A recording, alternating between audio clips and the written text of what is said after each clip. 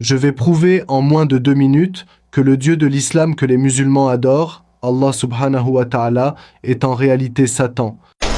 Dans un hadith, jugé authentique par les shuyukh, Al-Harith bin Hisham demanda au prophète Mohammed alayhi salatu wassalam, comment te parvient la révélation? Le prophète sallallahu alayhi wa sallam lui répond, Elle me vient comme le tintement d'une cloche, et quand elle s'en va, je me souviens de ce que l'ange a dit, et c'est là le plus difficile pour moi.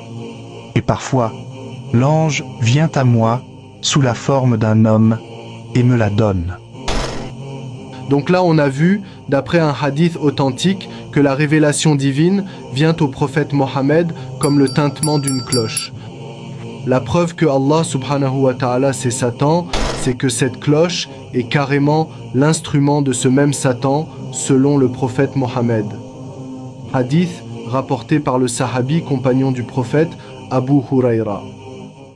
Les paroles du prophète dans les hadiths montrent donc que ce qu'il pensait être une révélation divine est en fait une révélation de Satan, car la cloche est l'instrument de Satan. L'islam n'est qu'une vaste escroquerie.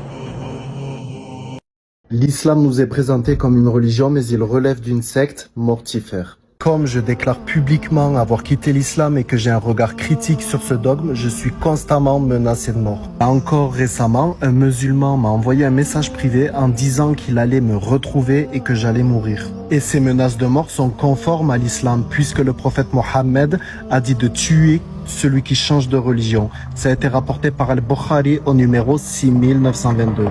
Man badara dinuhu faqturuhu. Et ça fait consensus dans les 4 grandes écoles de jurisprudence islamique. Donc pour conclure, oui, l'islam est une secte puisque toute personne risque sa vie si elle dit ce qu'elle pense sur l'islam et qu'elle se déclare ex-musulman.